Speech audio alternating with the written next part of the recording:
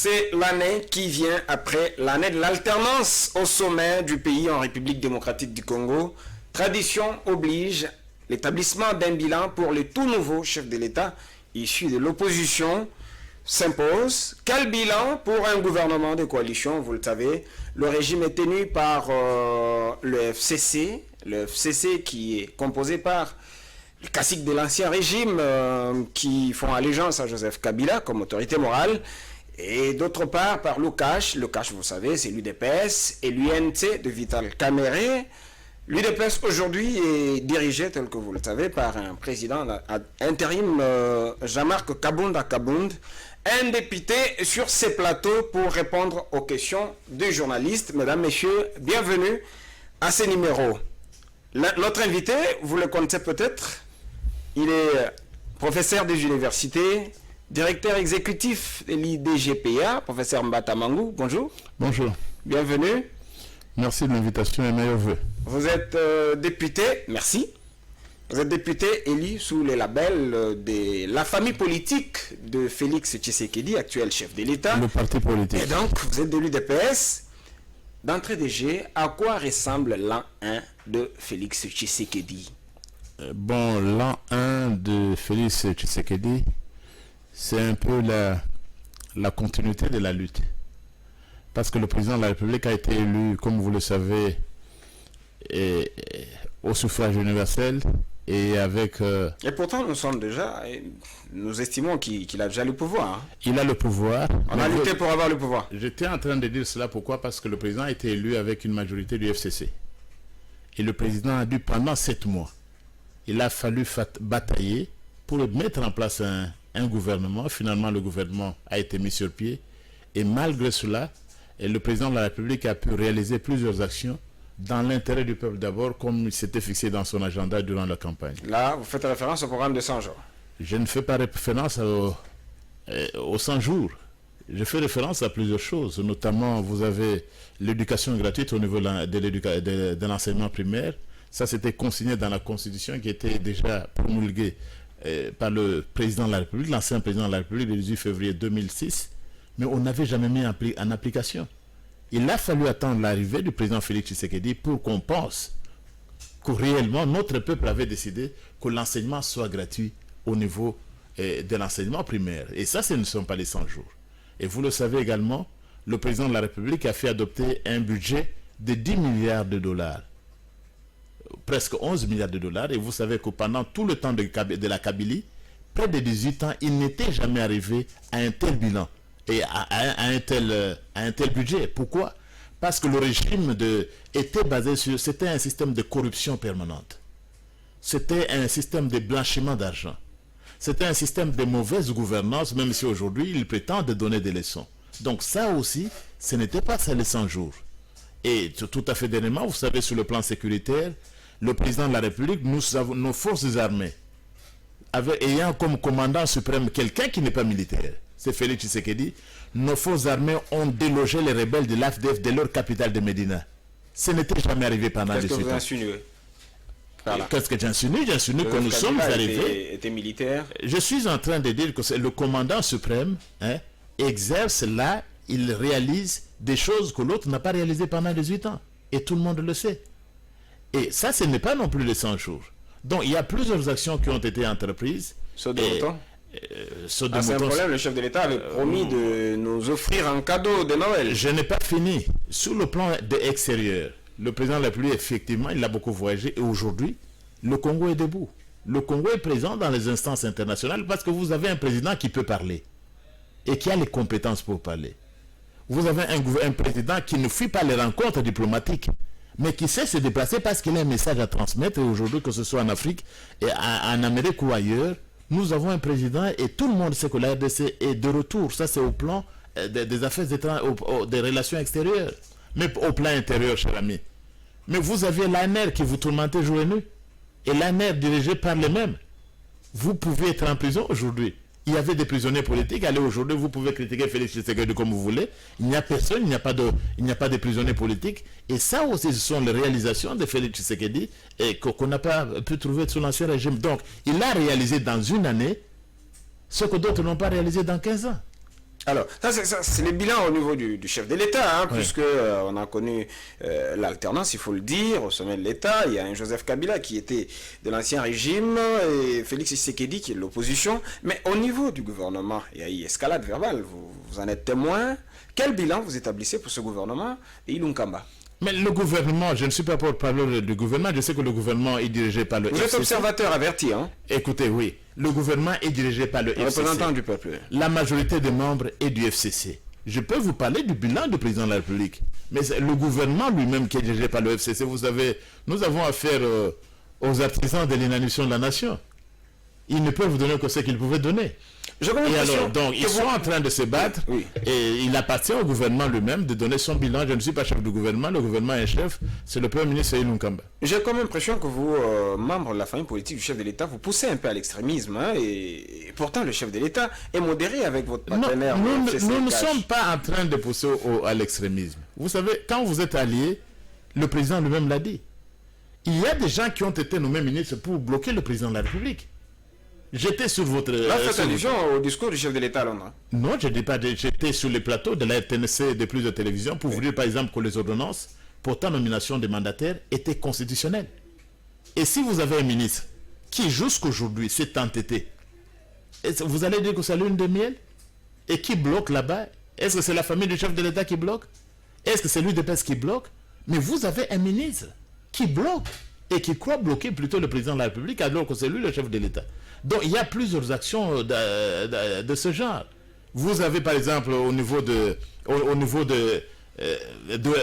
affaires étrangères, un ministre FCC de la francophonie qui croit qu'il peut prendre les compétences de la ministre des Affaires étrangères qui est de l'UDPS. Ce n'est pas possible. Et donc si, c'est un gouvernement de blocage. Vous avez à l'intérieur, vous avez le vice-premier ministre, nous avons le vice-premier ministre de l'Intérieur, c'est lui qui a en fait l'autorité qui doit être avec le gouverneur de province, mais on crée une commission, on la donne à un ministre du FCC qui est de la justice et qui n'a rien à voir avec le gouverneur de province. Et ça sont des coups bas. Qui est en train de bloquer qui? Et tout le monde sait d'où viennent les coups de bas.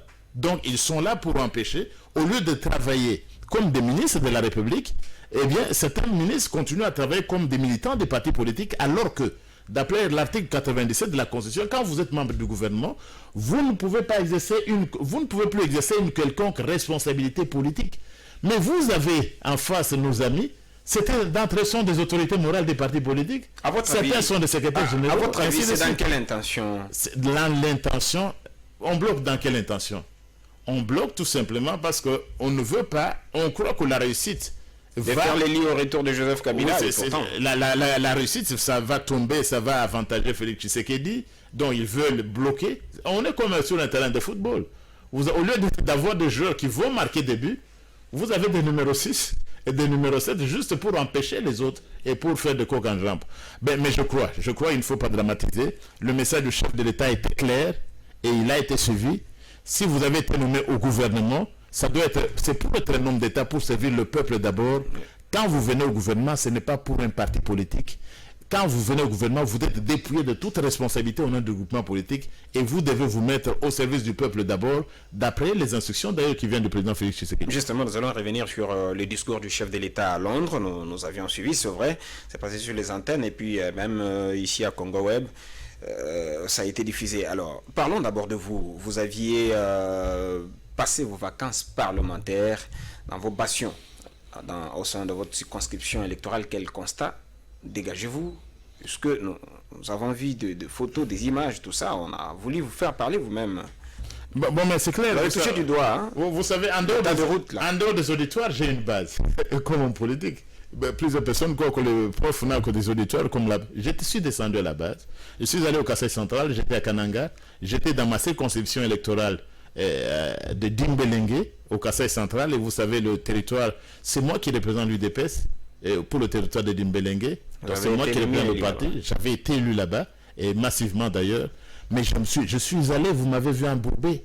Il n'y a pas de route, il n'y a pas de pont. Sur toute l'étendue du territoire de Dimé, et même s'il faut globaliser, c'est sur toute l'étendue du Kasaï central, et je suis député national. À qui revient cette responsabilité? Vous pouvez. Une année. Mais c'est l'héritage de la révolution de la modernité. C'est l'héritage. Voilà ce que le président Félix Tshisekedi a hérité du régime des artisans de l'inanition de la nation. Qu'est-ce que vous pouviez attendre des artisans de l'inanition? C'est de laisser la nation au bord de la mort, au bord de l'inanition. Qu'entendez-vous par artisan de l'inanition? Bon, mais comment? Vous n'êtes pas nouveau dans le discours politique. Vous savez que c'est ces camps politiques qu'on nous avait écrit. Il y avait le fameux ouvrage entre la révision concernant l'inanition de la nation, qui n'était pas, il ne faut pas s'en prendre à Évariste Bouchab. C'était en fait toute la philosophie d'un régime. Il ne faut pas trop s'en prendre à mon aîné. Il ne faisait que traduire la philosophie d'un régime, d'un système au service desquels il s'est trouvé. La philosophie de l'ancien régime, c'est quoi? C'est amener la nation à la mort. C'est ainsi que les routes ne peuvent pas exister pendant 18 ans. Il n'y a rien du tout. Rien. Toutes les routes ont été détruites. Et croire que Félix Tshisekedi va reconstruire en une année, mais il faut être sorcier. C'est totalement détruit. Donc le pays est totalement... Il ne faut pas être... Il faut quitter vos plateaux climatisés de Kinshasa. Vous avez vu les photos de l'intérieur? Et pourquoi le chef d'État n'a pas pensé à la réparation directement dans le programme des 100 jours? Bon, il y a déjà des routes. On est en train de travailler à Chikapa, dans le Bas-Congo. On est en train de travailler. Mais du moins, on ne va pas le faire en un jour. Rome n'était pas construite en un jour. Donc, je ne parle pas que du Kasaï central. Je suis sûr que dans le Kivu, c'est la même chose. Dans le Katanga, c'est la même chose. Je suis sûr que dans l'ancienne province orientale, c'est la même chose. Dans le Bandundu, c'est la même chose. Dans l'Équateur. Mais il y a certaines régions que on ne sait pas, et ce n'est pas facile d'aller d'une région à l'autre. Et au lieu de parler d'une certaine balkanisation dont on parle tant, mais de l'intérieur, voilà ce qui existe. Comment vous allez aller de Bongandanga à Zongo? Combien de routes? De là à Lissala? Combien de routes? Et vous êtes dans la Mongala? Combien de routes? Mais nous avons hérité d'un pays totalement détruit, mais nous n'allons pas nous rester dans des jérémiades. On doit reconstruire ce pays. Ce pays a été détruit, et terriblement détruit, par des gens qui ne pensaient qu'à eux-mêmes, qui ne pensaient qu'à s'enrichir eux-mêmes. Et l'affaire de 200 millions de la GECAMINE ne fait que conforter la mise. Mais attention, il n'y a pas que ça. Vous êtes déjà au pouvoir, vous devez savoir gérer maintenant le pouvoir, et quelle est votre responsabilité dans tout ça? Nous partageons le pouvoir, c'est pourquoi le président de la République fait à tout moment rappeler aux amis du FCC que parce que nous sommes dans une coalition, il faut entrer dans une nouvelle logique. Mais vous savez, la conversion, ce n'est pas facile. Parce que votre base vous suit maintenant. Il ne suffit pas seulement de dénoncer. La base, c'est que je suis député national. Oui. Et la base, c'est que je dois transmettre. Quel est le rôle d'un député national? C'est visiter la base. Et vous savez où on y va comment? Vous n'avez pas les frais de l'Assemblée nationale ne m'a pas payé un billet pour ça. Et beaucoup de députés nationaux ne sont pas d'ailleurs allés en vacances. Ils sont ici à Kinshasa. Mais tu te dis que tu dois aller à la base. C'est arriver à la base, faire le constat et prendre les doléances dans le cadre d'un rapport parlementaire et les transmettre au gouvernement. Et le député se limite là. Le député, c'est ce que je veux faire. Le député ne construit pas de routes comme on me l'a demandé. Je ne veux pas construire des routes que la Kabylie n'a pas construites. Le député ne fait pas des écoles. Les députés n'amènent pas des centres médicaux. Non. Donc c'est ça le rôle d'un député. Et comme je suis député national, je conçois parfaitement qu'il faudra étendre, ce n'est pas seulement d'Imbelengue au Kasaï central, mais c'est sûrement la situation est la même sur l'ensemble du territoire national. Et il faudra parler au nom de tous ces cas, pour demander au gouvernement qu'on songe route. Parce que vous savez, le député national il ne représente pas seulement la circonscription où il a été élu, mais il représente la nation. Alors, professeur Mbata, une année de Félix Tshisekedi, c'est bientôt, hein, le 24 janvier. Il se prépare une très grande activité, un rassemblement au niveau du stade de Martyrs. Selon vous, à quoi vous allez vouloir que cette fête ressemble?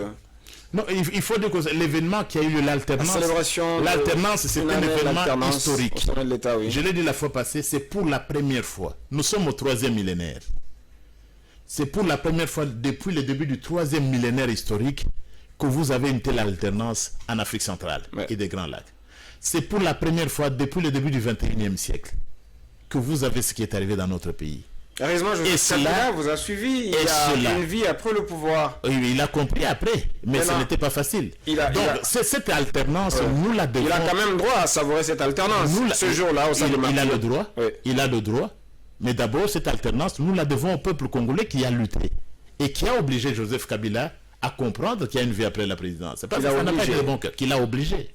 Il a été obligé de comprendre, et il a compris, bien pour lui, qu'il y a une vie après la présidence. Et c'est à ce peuple-là, à ces morts-là, des anonymes, des personnes célèbres, vous avez les Rossi Mukendi, vous avez tant d'autres, les Etienne Tshisekedi, tous ces martyrs de la démocratie, ces gens qui se sont donnés corps et âme, il y a des gens qui ont donné leur vie et qui n'ont même pas vu le soleil de l'alternance. C'est à ces gens-là qu'on doit l'alternance. On ne doit pas l'alternance à un homme, mais c'est au peuple congolais tout entier. D'abord, le peuple l'a consigné dans la Constitution, au préambule et dans l'exposé des motifs, que voilà les préoccupations majeures qui devaient présider au fonctionnement et à l'organisation des institutions. L'une des préoccupations majeures, c'était l'alternance démocratique. Le peuple lui-même l'avait voulu dans la Constitution. Le peuple l'a matérialisé en décembre 2018 en élisant massivement Félix Tshisekedi comme nouveau président de la République. Donc c'est à ce peuple-là qu'on doit se souvenir. Donc l'événement doit être célébré. Bon, Joseph Kabila, c'est notre sénateur à Villers. Mais attendez, mais on ne viendra pas quand même au stade pour parler des Rossi et des autres pendant que les partenaires sont aussi au stade là pour célébrer l'alternance. Bon, d'abord, qui a dit que c'est le stade? Ça va se faire partout, ça va se faire dans les églises. Et ça c'est vous qui me l'apprenez. Il y a des gens qui seront au stade, il y a des gens qui vont rendre grâce à Dieu. Vous savez, Félix Tshisekedi est le premier président, depuis le début du siècle, à entrer dans un stade et à consacrer la RDC entre les mains du Seigneur, parce que si l'Éternel ne bâtit la maison, ceux qui bâtissent en vain. Il l'a fait. Je crois que ce jour-là, il faudra rendre au Seigneur grâce à Dieu qui a permis cette alternance. Ce n'est pas un homme. Dans les églises, pas au stade. Moi, je ne parle pas du stade. Il y a des gens, tout le monde est le bienvenu. Il y a des gens qui feront des conférences de presse. Et je crois que ce jour-là, vous allez, vos émissions, vous allez consacrer des émissions spéciales pour célébrer cet événement. Il y en a, évidemment, qui seront dans le stade, dans les stades. Et quand nous parlons de stade, Kinshasa, le Congo qui va célébrer, ce n'est pas que Kinshasa.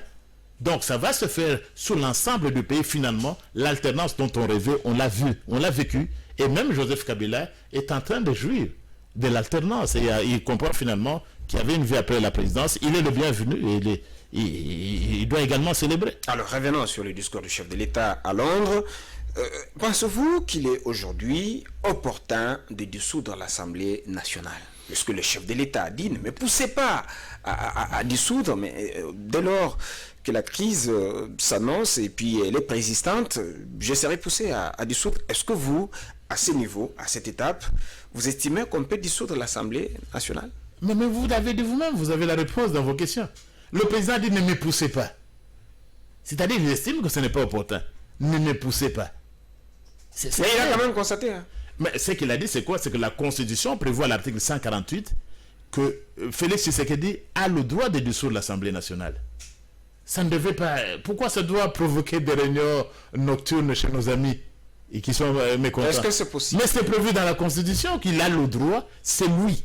L'unique personne, contrairement à d'autres régimes où c'est le Premier ministre qui prend l'initiative, dans notre système politique, c'est Félix Tshisekedi qui a le stylo pour dissoudre l'Assemblée nationale. Il n'y en a pas deux. Et vous rappelez qu'il a ce droit-là de dissoudre l'Assemblée nationale, ça devrait poser un problème. Parce que c'est le peuple lui-même qui l'a consigné dans la Constitution. Et il fera quand même d'un commun accord après avoir consulté les deux chambres du Parlement. Ah bon, il devra consulter les deux chambres. C'est un avis obligatoire et pas conforme. C'est-à-dire qu'il est tenu de les demander, mais il n'est pas tenu de le suivre. Je comprends, vous comprenez la nuance. Je comprends. Il y a plusieurs types d'avis. Cet avis-là, on dit, c'est un avis obligatoire, c'est un avis que vous êtes tenu de les demander, mais quand ces gens-là donnent leur avis, vous n'êtes pas tenu de les suivre. Vous leur dites seulement merci beaucoup. Je ferai ce que je peux faire. Il peut ignorer. Il peut ignorer. Et passer directement à l'action. Et passer à l'action. Mais il n'a pas dit que les gens ne dramatisent pas trop. Vous dites que ce n'est pas opportun, mais qu'on ne le pousse pas non plus. Ah, c'est vous qui dites que ce n'est pas opportun. Ce n'est pas opportun, mais qu'on ne le pousse pas. Et quand ne crée pas des conditions. Oui. Et quand vous savez, ce serait très dangereux. Oui. Qu'on ne le pousse pas parce que si l'Assemblée nationale était dissoute, imagine combien de députés du FCC seraient réélus. Ce serait la catastrophe. Ce serait un deuil national au FCC. Combien de députés du FCC, si l'Assemblée était dissoute aujourd'hui, peuvent être réélus par le peuple souverain? Ils seront quand même réélus par la même base, non? Non, mais parce qu'il y a eu des tricheries, il y a eu tant de choses. Aujourd'hui, là... Et vous êtes le produit de la tricherie? Moi, je n'étais pas au pouvoir. Je suis le produit de la transparence dans l'élection. Okay. Donc, il ne faut pas pousser le pays parce que ça risque d'être très dur. Je suis député. Parce que si on décide, je vais aussi perdre le poste de député. Ah. Mais oui. Donc, ça va être trop dur pour nous-mêmes. Si je peux assurer que moi, je serai réélu, je ne peux pas vous dire la même chose pour vous le serez collègues. réélu. Et surtout au niveau du FCC, je ne suis pas sûr que vous aurez la majorité qu'ils ont actuellement. Si l'Assemblée était dissoute aujourd'hui, ce serait difficile. Alors, pour le FCC d'avoir 150. Vous avez déploré le travail abattu par la CENI, qui a produit aujourd'hui le chef de l'État, Félix Tshisekedi, à la tête du pays. Mais que pensez-vous de ceux qui disent, par exemple, qu'il faut que la CENI soit tenue par le ministère de l'Intérieur? Que la CENI soit tenue, comment? Soit dirigée par le ministère de l'Intérieur. Non, comment on va le faire? L'organisation des élections, par exemple. Non, là, il faut réviser la Constitution. Parce que la CENI, c'est une institution d'appui à la démocratie. Elle est prévue dans la Constitution. Si vous voulez que la CENI revienne au ministère de l'Intérieur, eh bon, vous devez changer d'abord la Constitution et réviser la Constitution, les articles relatifs. Et je ne vois pas pourquoi, après tout ce qui est arrivé, pourquoi on confierait cela au ministère de l'Intérieur. Mais j'ai toujours dit ceci, c'est un peu comme ce que je disais au sujet de la Constitution. Quand on posait la question, est-ce qu'il ne faut pas changer la Constitution? J'ai dit, voilà, il faut changer les hommes et non pas la Constitution. J'ai toujours dit ceci, quand les catholiques ou les chrétiens ou les musulmans pêchent, ils commettent des péchés comme vous et moi. On ne dit jamais allons détruire, changeons la Bible. Vous n'avez jamais entendu les musulmans dire brûlons le Coran parce que les musulmans pêchent. Même chose pour la CENI. Au lieu de changer d'aller, changer la tête, changer comment la CENI, la tête de la CENI. C'est la même chose. Je crois que la CENI devait rester. Notre peuple a voulu qu'elle soit là-bas comme une institution d'appui à la démocratie. Ce sont les hommes qui ont gaffé. Et la plupart, c'est le FCC lui-même. Parce que c'est le FCC qui dirigeait la CENI directement ou indirectement par des personnes qui se prétendaient être de la société civile, mais dont on sait en réalité que c'était des agents du FCC. Alors, si le chef de l'État parvient à dire aujourd'hui qu'il y a des ministres qui me révèlent des choses, qui disent que nous avons été envoyés, par exemple, on nous fait pression, on nous dit de nuire à votre mandat, mais nous ne voulons pas le faire, et tout ça, ne serait-ce pas un aveu d'impuissance? Non, ce n'est pas un aveu de puissance. Le chef de l'État, c'est le père de la nation. Le garant de bon fonctionnement. Oui. On vient lui dire, monsieur chef, nous voulons bien, mais nous subissons des menaces. Alors, c'est à eux de prendre des responsabilités. Ces ministres-là doivent prendre des responsabilités et expliquer à leurs autorités morales ou immorales, leur expliquer qu'ils sont là comme ministres de la République et pas ministres d'un regroupement politique. C'est ça le problème. Quand on devient ministre, on doit se comporter en homme d'État. Si vous ne voulez pas être un homme d'État, mais restez dans votre parti politique.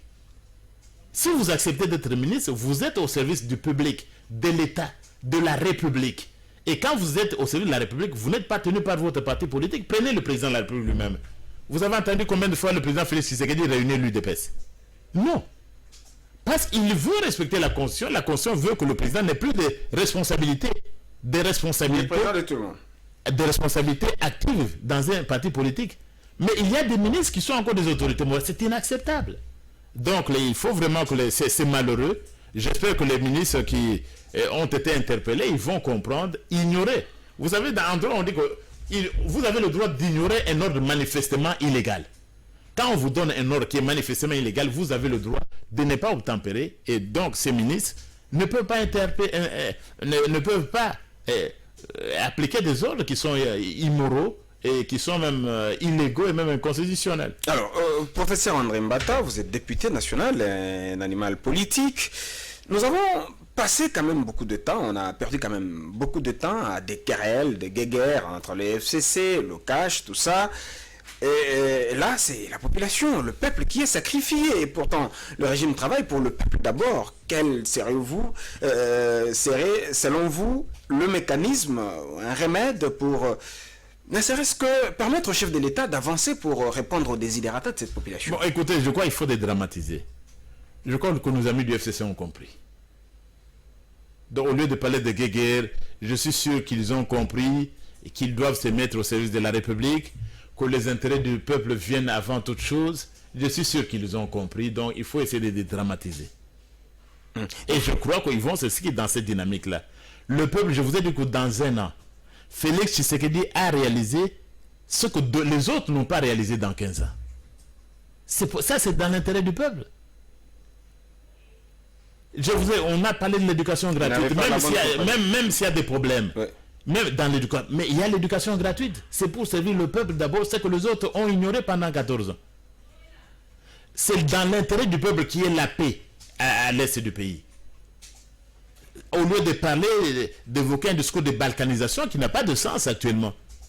Et la balkanisation? Non. Il y a des ecclésiastiques qui en parlent, non? Mais je ne sais pas, les ecclésiastiques, tout le monde a... tout le monde a un bongo, il a besoin d'être éduqué politiquement. Bukundoa, de l'ECC qui en Je parle vous aussi. dis quoi? Lorsque ce pays était divisé entre le FCC, non, entre le gouvernement Laurent Désiré Kabila, une partie du territoire, le RCD une partie du territoire, le MLC une partie du territoire, mais il n'y a pas eu de balkanisation. Il faut cesser de rêver. C'est à ce moment-là que le pays pouvait imploser. Ça n'a pas, la balkanisation n'a pas eu lieu parce que notre peuple tient à son unité. Donc ça c'est de rêver, il n'y aura pas de balkanisation.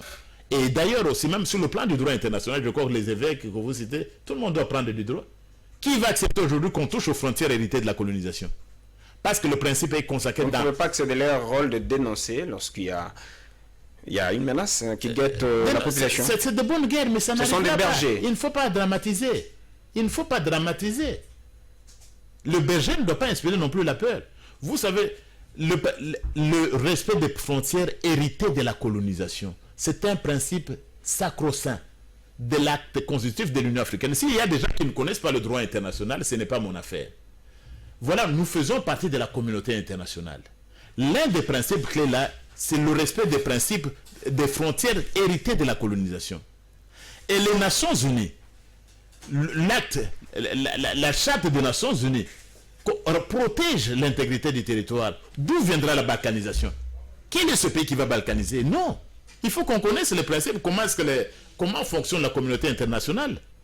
Évidemment, il faut prêcher, il faut parler, mais il ne faut pas non plus. Ça n'aura pas lieu. Il n'y aura pas, je vois les médias, beaucoup de journalistes, balkanisation, même ceux qui demandent des interviews, prof, parler de la balkanisation. Mais c'est quoi ça? Il n'y aura pas de balkanisation. Il n'y en aura pas. Parce que notre peuple tient à l'unité de son territoire et à la réconciliation nationale. Prof, cette émission est terminée. Votre message à cette base qui vous a suivi, vous avez beaucoup parlé de votre base puisque vous y étiez en vacances parlementaires. Un message. Bon, mon message, c'est que je fais. Je remercie le peuple de Dimbelengue et du Kasaï dans l'ensemble et toute la nation. Je suis représentant de la nation qui m'a porté pour représenter la nation. Ce que je peux dire, c'est que le président Tshisekedi Félix, il doit servir le peuple d'abord. C'est sa motivation. Il aime le Congo. Il aime le Congo plus que tout autre leader avant lui. Félix Tshisekedi. Parce qu'il se sent, il le souffre, il le porte sur lui, les frustrations des Congolais, il comprend l'impatience que nous avons à vivre dans de meilleures conditions. Mais le président Félix Tshisekedi nous a dit cette année, il doit commencer une deuxième année de mandature qui doit être une année d'action. Il ne peut pas réussir s'il n'a pas le soutien de ce même peuple. Donc pendant que nous lui rappelons tous les jours, Papa Lobaki, le peuple d'abord, il a compris le président Félix Tshisekedi, il a compris profondément.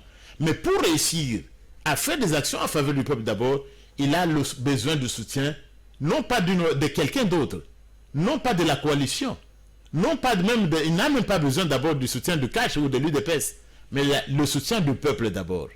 Parce que quand le peuple va le soutenir, il va réaliser, il va continuer, il sera donc renforcé dans sa détermination à servir le peuple d'abord. Donc l'année qui commence, on doit être soudés autour du président de la République pour qu'il réalise sa vision de servir le peuple d'abord. Seul, il ne peut rien faire. Voilà donc mon message. Je remercie donc toute la population et notre peuple a compris aujourd'hui. Parce que vous voyez même les marches qui sont commanditées. Allons marcher même le 17. Comment on peut marcher le jour où on célèbre Félix Tshisekedi à tel point que vous le condamnez à un deuxième mandat? Non, il n'a pas de choix. Félix Tshisekedi n'a pas le choix. C'est la Constitution qui lui donne un deuxième mandat. Donc là, ma base a été catégorique. Et je peux parler en m'adressant, je crois que Félix Tshisekedi, le président de la République, va suivre votre émission. Il n'a pas de choix, monsieur le président. C'est un deuxième mandat en 2023. Et pour cela, nous devons faire le gros du travail, servir le peuple d'abord. Et ça sera votre conclusion, professeur Mbata. Merci d'avoir répondu à notre invitation. Je vous remercie. Merci à vous, chers téléspectateurs et amoureux de cette émission, le magazine Excellence. Merci à Maurice Gigandou, qui est notre directeur de programme. Merci au DG Papi Mandeke. Merci à Chabani Record, qui est le patron de cette chaîne. Pourquoi pas, on ne va pas oublier quand même Yagil Yatoutou, qui nous a filmé sur ces plateaux. Merci à tout le monde. Nous nous retrouvons très très prochainement pour un autre numéro de Magazine Excellence.